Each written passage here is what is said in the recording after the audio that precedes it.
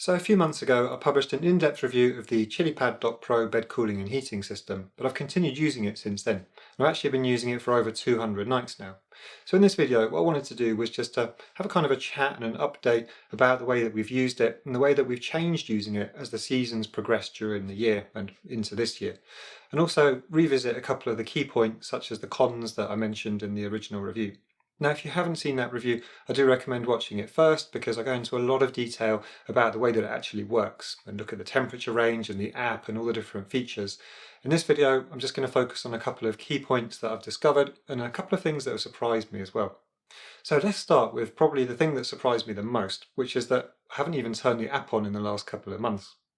Now, there's nothing wrong with the app. It's more to do with the fact that we've completely changed the way that we actually use the Dock Pro during the year. So last summer, it was really obvious that the main benefit was for the cooling, particularly on my side. I used the cooling a lot. And my partner would either have some gentle heating on her side or just leave it switched off. But the thing is with the cooling, it's really powerful and it's really fast. And actually having those programmable changes throughout the night can take a little while to, understand how it's going to work well for you. And so I was using the app a lot just to program in different temperature changes during the night and adjust the settings. And then, maybe some nights it would be really hot, other nights not so much, and so you change the settings accordingly. In the autumn, we were both using the app quite a lot to program our sides. I had some cooling on my side, or sometimes less so. My partner was using the heating quite a lot during the autumn as it got cooler. When it got into the winter though, I discovered that I actually didn't need the cooling at all. I just left my side off, and so my partner was using her side a lot, having heating every single night. But as it got really cold, I actually discovered that I quite like a bit of bed warming, particularly when we've come in from a really cold night, we've been out, come into the house, the heating's off. It's actually very nice to just press the button, have the heating come on, and then you get into bed and you can either turn it off again or use the app.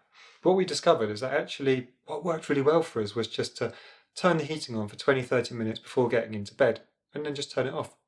And the benefits with that was that A, there's no fan sound because it's not even on, and B, it reduces the electricity cost.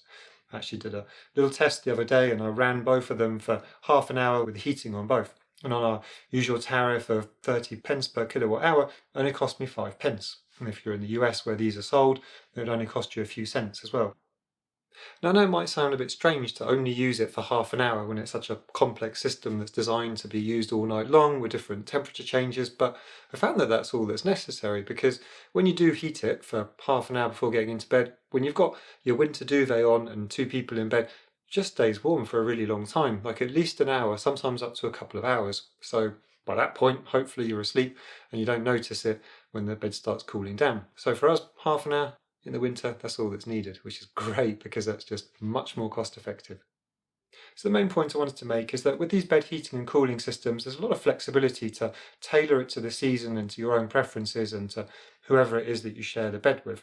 And I think, it's good to know that you don't have a set way that you can use it. You can really change it throughout the year. And if it does have physical buttons as well as the app, then you've just got even more flexibility. So another thing that's changed since I did the initial review is that I've actually got a mattress topper underneath the Chilipad. I've actually got 6 layers on the bed at the moment. We have the mattress topper on top of the mattress, then a mattress protector, then the Chilipad, then another mattress protector on top of that, then a bed sheet, and then the duvet. So that's quite a lot of layers, and it might sound a bit extreme having so many different layers of fabrics, but I found that it works really well. And one of the things that I really like about the flexibility of the Chilipad is that I was able to get the mattress topper underneath it. I actually experimented with a couple of different toppers to find something that worked. And in the end, I've settled for a couple of inches of fibre fill, just a normal, not even particularly expensive mattress topper. And I found that just gives a little bit of extra softness, which is what I was looking for anyway. And it's not because this particular surface is hard, it's more the fact that I can actually put something underneath it, so I could soften the whole bed. Now, having 2 mattress protectors might be a bit of overkill, but I was kind of concerned about having all the water, so I wanted to have a mattress protector underneath it in case there was any leaking, and also one on top of it, more to give a bit of extra padding because you can feel the roughness of this surface if all you have is a bedsheet. So just having the mattress protector and then the bedsheet I found works really well. So another important point I wanted to make is that we've had no problems whatsoever with the Dock Pro. There's been no leaks, no connectivity issues, no condensation or mildew that I can tell. So on that front, I'm very happy and fingers crossed it stays that way.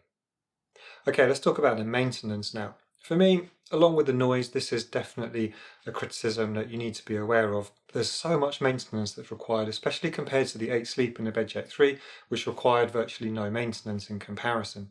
Firstly, you need to take both of the control units to the sink or bathtub every month and drain them. It doesn't take very long.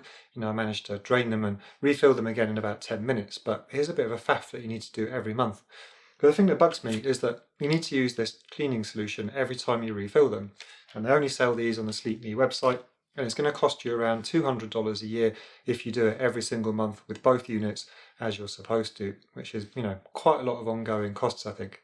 But the thing that annoyed me the most is that every 6 months you need to completely drain the pad here, and that just takes quite a lot more effort than the simple process of draining those. So I found that I was over the bathtub with the whole thing over my shoulder, a bit like Santa, trying to drain the water into the bathtub without spilling it on the material itself or getting it all over me or the floor or whatever, whilst trying to maneuver the material around to get more of the water out. And it is just a bit of a process. Probably took around half an hour in total to get it off the bed and drain it all and then put it back on again. However, if you're going to wash it, then it's going to take even longer, obviously. But on the plus side, I do like the fact that you can actually machine wash the entire pad, which you can't do with the 8 Sleep by comparison. And then you've got a couple of other things that you need to remember to do, like wiping down the grills here and then changing the water filters, which are also going to cost you a few dollars a year, not as much as the cleaning solution, thankfully. So overall, there's quite a lot of maintenance that you need to do. So I think it is really important to understand that if you're not the kind of person that is hands-on with stuff like this and you're either going to forget to do it, then you're going to risk the problems building up with the system because you're not looking after it properly. So you need to be willing, able and financially willing as well to actually go through all of that process on a regular basis. Okay, let's revisit a couple of the other criticisms I had in my initial review, the noise and the water reservoir size. Yes, you do need to refill it more frequently than I did with the 8 Sleep, for example, but it hasn't really become a problem. I've just gotten used to it. We always keep a couple of big bottles of filtered water in the kitchen, so whenever the symbol appears on the unit or on the app when we've been using the app that it needs refilling, just grab one of those, refill it, and it's done very quickly. So I've just kind of got used to that. The noise is obviously a bigger problem though, and that's going to depend on the person. For me, as I said in the initial review, it doesn't bother me because I use earplugs or headphones. My partner, she doesn't tend to sleep with earplugs or headphones, so she can be occasionally disturbed by the noise, especially if I'm using it all night long. However, the one thing that I do like is the fact that the noise is very consistent. It doesn't matter whether you've got it on the cooling or the heating, high setting or low setting, it's just exactly the same noise. So you can get used to it, I think. But it is worth bearing in mind. If you're the kind of person that can be disturbed by noise and you need absolute silence to sleep, you're going to really struggle to find a bed cooling system that does that because they all make some noise.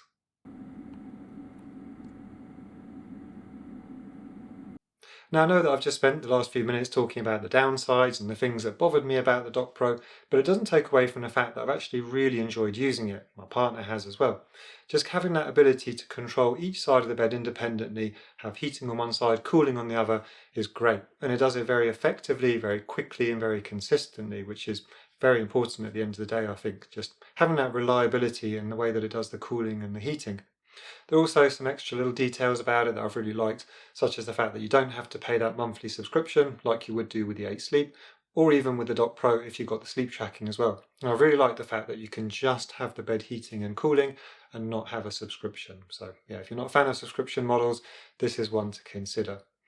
I also believe that it's important to cover all the cons when you're talking about these products because they are expensive at the end of the day. So I think it's only fair that you kind of present people the potential deal breakers, and as time goes by and I understand which ones are more or less important, such as in this case actually filling the reservoir and the fact that it requires more frequent filling isn't really such an issue, but doing the regular maintenance is a bit more of an issue. Those are the kind of things that you learn over time.